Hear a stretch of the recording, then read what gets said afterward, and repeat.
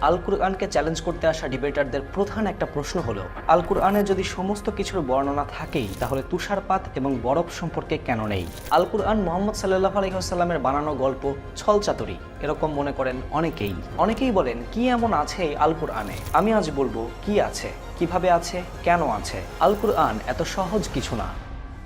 আমার জীবনের সবচেয়ে কঠিন এবং চ্যালেঞ্জিং ভিডিও বানাচ্ছি আজ। আমি একজন সামান্য মানুষ, খুব বেশি কিছু জানি না। আমি তাই জানি যা আমার রব আমাকে জানিয়েছেন, আর তিনি জানাননি এমন কোনো কিছুই নেই। তবুও এই ভিডিও রিসার্চ করতে গিয়ে আমার হাত কেঁপেছে, চোখে পানি এসেছে। যত জেনেছি তত বেশি অবাক হয়েছি।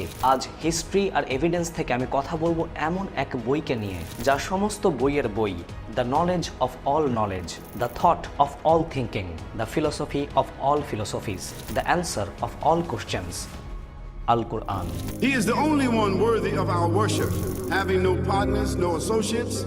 That's why we're born, and that's why we die, because there has to be a beginning and an end for us to be tested. Muhammad সাল্লাল্লাহু আলাইহি ওয়াসাল্লাম কোনো প্রাতিষ্ঠানিক শিক্ষায় শিক্ষিত ছিলেন না। সোজা কথায় তিনি ছিলেন অশিক্ষিত। আর ইতিহাসের এই অংশটাকে পুঁজি করে অনেকেই বলেন মুহাম্মদ সাল্লাল্লাহু আলাইহি ওয়াসাল্লাম যেহেতু মূর্খ ছিলেন, তাই তার অনুসারীরাও মূর্খ।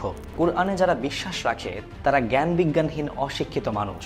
ভাই, আপনি জানেন না কুরআনে কি আছে আর কি না আছে। শুরু করছি মূর্খতার প্রসঙ্গ নিয়ে। প্রসঙ্গটাকে ব্যাখ্যা করতে প্রি ইসলামিক আরাবিয়া বা ইসলাম আসার আগের প্রাচীন আরব সম্পর্কে জানা প্রয়োজন, যে সময়টাকে ইসলামের ভাষায় বলা হয় আইয়ামে জাহিলিয়া, দ্য টাইম অফ ইগনোরেন্স বা মূর্খতার সময়। প্রাচীন আরবের লোকেরা বিশ্বাস করত তারা হযরত ইব্রাহিম আলাইহিস সালামের উত্তরসূরি। ইব্রাহিম আলাইহিস সালাম যেই ধর্মের শিক্ষা দিয়েছিলেন সেটি ছিল এক ঈশ্বরবাদ, অর্থাৎ আল্লাহ এক ও অদ্বিতীয়। অ্যানশিয়েন্ট আরবের মানুষেরা সেটাকেই বিশ্বাস করত। কিন্তু আমরা যে জানি কাবা ঘরের ভিতরে ৩৬০টি উপাস্য মূর্তি ছিল, আরবেরা সেগুলোকেই পূজা করত, সেটার কি হলো? প্রত্যেকটা ধর্মই যুগের পরিবর্তনের সাথে সাথে পরিবর্তন হয়। একটা ব্যাপারে ভালোভাবে খেয়াল রাখবেন, নিজেকে একবার প্রশ্ন করে দেখুন তো, হযরত আলী রাদিয়াল্লাহু তাআলা আনহু-এর ঈমান আর আমাদের ঈমান কি সমান? না, আমরা পরিবর্তন হয়েছি। আমাদের ঈমান হযরত আবু বকর রাদিয়াল্লাহু তাআলা আনহু কিংবা হযরত উমর রাদিয়াল্লাহু তাআলা আনহু-এর মতো এতটা শক্ত নয়। তার কারণ কি? কারণ হলো যুগের পরিবর্তন।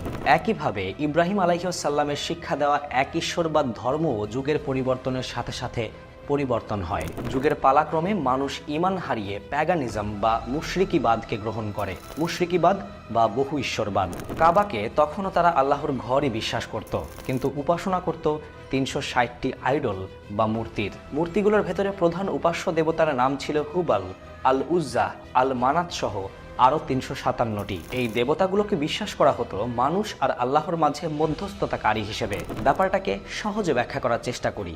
ধরুন অ্যানশিয়েন্ট আরবের কেউ লেখাপড়া বা বিদ্যা অর্জনের জন্য উপাসনা করার প্রয়োজন অনুভব করলো, তাহলে সে যেত আল কুতবা নামক দেবতার মূর্তির কাছে। সেখানে গিয়ে সে বলতো আল কুতবা যেন তার হয়ে আল্লাহর কাছে সুপারিশ করে। অর্থাৎ কাবা ঘরে রাখা প্রত্যেকটি মূর্তির কাজই ছিল বিভিন্ন বিষয়ে আল্লাহ বা এলোয়াহ এর কাছে সুপারিশ করা। আমাদের দেশে প্রচলিত পীর মুরিদ ব্যবস্থার সাথে কিছুটা মিল পান, যেখানে মানুষ গিয়ে পীরের দরবারে সুপারিশ প্রার্থনা করে। হিস্টোরিক্যালি চিন্তা করলে এই পীরের মুরিদগণ এখনো আইয়ামে জাহিলিয়া থেকে বের হয়ে আসতে পারেনি, অথবা যুগের পরিক্রমায় আবারও পরিবর্তনের পথে ধর্ম। যাই হোক, টপিকে ফিরি। সুপারিশ ধর্মী এই ধর্ম ব্যবস্থার ইতিহাস আমি যেই বই থেকে আলোচনা করলাম সেই বইটির নাম নো গড বাট গড, লিখেছেন রেজা আসলান। সমস্ত গডের মূর্তি থাকলেও আল্লাহর কোনো মূর্তি সে সময়ও ছিল না, যে ব্যাপারটি ইতিহাস থেকেও জানা যায়, প্রত্নতত্ত্ব থেকেও জানা যায়। এবং আল কুরআনের সূরা ইউনুস আয়াত 18 অনুসারে আল্লাহ বলেন তারা আল্লাহকে বাদ দিয়ে এমন কিছুর ইবাদত করছে যা তাদের কোনো ক্ষতি করতে পারে না এবং তাদের উপকারও করতে পারে না। তারা বলে এরা আল্লাহর নিকট আমাদের সুপারিশকারী। অ্যানশিয়েন্ট আরবের এরকম প্যাগানিজম দেখে অনেকেই সে সময় সন্দেহপ্রবণ হয়ে ওঠেন। আদৌ কি ইব্রাহিম আলাইহিস সালামের শিক্ষা অনুসারে এই বহু ঈশ্বরবাদ সাপোর্ট করে? যেহেতু ইব্রাহিম আলাইহিস সালামের সময় থেকে সে সময় পর্যন্ত অনেকটা সময় পার হয়ে গেছে, তাই সঠিক উত্তর খুঁজে বের করা কঠিন। তবুও যারা এই প্রশ্ন নিয়ে উত্তর খুঁজতেন তাদের মধ্যে হযরত মুহাম্মদ সাল্লাল্লাহু আলাইহি ওয়াসাল্লাম ছিলেন অন্যতম। রেফারেন্স আল কুরআন বইয়ের ইংলিশ ট্রান্সলেশন দ্য কোরআন বইয়ের ইন্ট্রোডাকশন পার্ট 1। এই ঈশ্বরবাদের উত্তর খুঁজতে মুহাম্মদ সাল্লাল্লাহু আলাইহি ওয়াসাল্লাম একাকী সময় পার করতেন মাউন্ট হিরা বা হেরা পাহাড়ের এক গুহায়। প্রত্যেক বছর রমজান মাসে তিনি এই সময় পার করতেন, আর এখান থেকেই আমাদের আসল ভিডিও শুরু। একদিন ধ্যানরত অবস্থায় তিনি শুনতে পান একটি ভয়েস, রিড, পড়ো। মুহাম্মদ সাল্লাল্লাহু আলাইহি ওয়াসাল্লাম বললেন, আই ক্যান নট রিড, আমি পড়তে জানি না। ভয়েসটি আবার বলল, পড়ো। মুহাম্মদ সাল্লাল্লাহু আলাইহি ওয়াসাল্লাম বললেন, আমি পড়তে জানি না। ভয়েসটি তৃতীয়বার বলল, পড়ো। মুহাম্মদ সাল্লাল্লাহু আলাইহি ওয়াসাল্লাম বললেন, হোয়াট ক্যান আই রিড, আমি কি পড়তে পারি? ভয়েসটি বলল, ইকরা বিসমি রাব্বিকাল্লাযী খালাক, পড়ো তোমার প্রভুর নামে যিনি তোমাকে সৃষ্টি করেছেন। আল কুরআনে নাজিল হওয়া প্রথম আয়াতের প্রথম শব্দটি যেখানে বলছে ইকরা, পড়ো, রিড, আল কুরআনে নাজিল হওয়া প্রথম আয়াতটি যেখানে বলছে জ্ঞান অর্জন করতে, বিদ্যা অর্জন করতে, শিখতে, জানতে, পড়তে, সেখানে এই গ্রন্থে বিশ্বাসকারীরা মূর্খ কিভাবে হবে?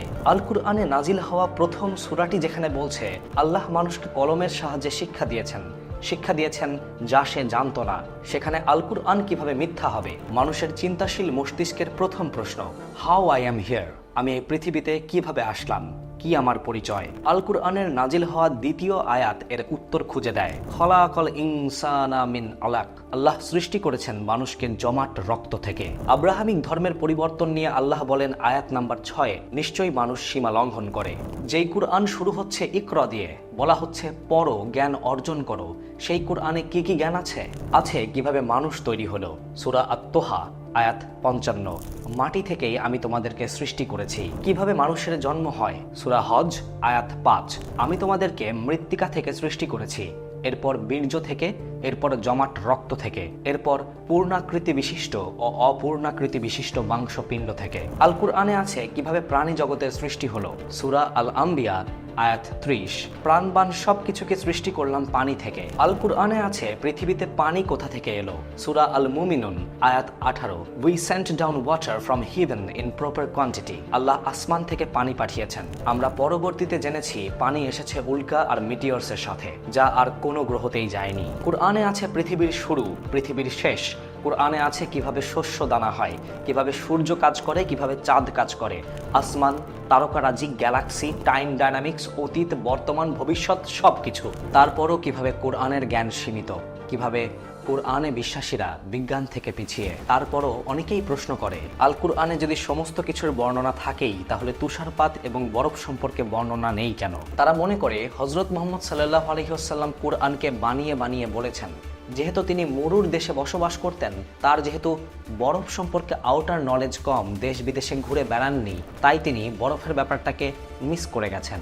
কিন্তু আসলে কি তাই? সূরা আল ইমরান আয়াত 117, এ দুনিয়ার জীবনে যা কিছু ব্যয় করা হয় তার তুলনা হলো ঝড়ো হাওয়ার মতো, যাতে রয়েছে তুষারের শৈত্য। স্পষ্ট করে তুষারের কথা থাকা সত্ত্বেও বারবার কেন অস্বীকার করা হয়? আবার এরকমও মনে করা হয় মুহাম্মদ সাল্লাল্লাহু আলাইহি ওয়াসাল্লাম যেহেতু মরুর দেশে বসবাস করতেন, তাই মরুর কথা কোরআনে অনেকবার বলা আছে। কিন্তু সবচাইতে আকর্ষণীয় বিষয় এবং সবচাইতে অবাক করা বিষয়, তুষারের কথা যেরকম একবার আছে, মরুর কথা, মরুর মরীচিকার কথাও আছে ঠিক একবার। যেন কোরআনে ব্যালেন্স করে একবার তুষার এবং একবার মরুর মরীচিকার কথা লেখা হয়েছে। সত্যিকার অর্থে আল কুরআনের প্রথম নাজিল হওয়া শব্দ ইকরা বা রিড বা পড়ো হলো সব প্রশ্নের উত্তর। You have to read it first, না পড়লে জানা যাবেই বা কিভাবে? অবশ্য আল্লাহ নিজেই বলেছেন, যালিকাল কিতাবুল লা রাইবা ফি হুদাল লিল মুত্তাকিন, এটা সেই কিতাব যাতে কোনো সন্দেহ নেই, মুত্তাকিদের জন্য হিদায়াত। সূরা বাকারা আয়াত 2। আল কুরআন মুহাম্মদ সাল্লাল্লাহু আলাইহি ওয়াসাল্লামের বানানো গল্প হলে এত জ্ঞান বিজ্ঞানের উৎস এখানে থাকতো না। বিজ্ঞান এখনো যেখানে পৌঁছায়নি, আল কুরআন সেখানকার কথাও বলে। বিজ্ঞান একদিন সেখানেও পৌঁছাবে, শুধু সময়ের অপেক্ষা।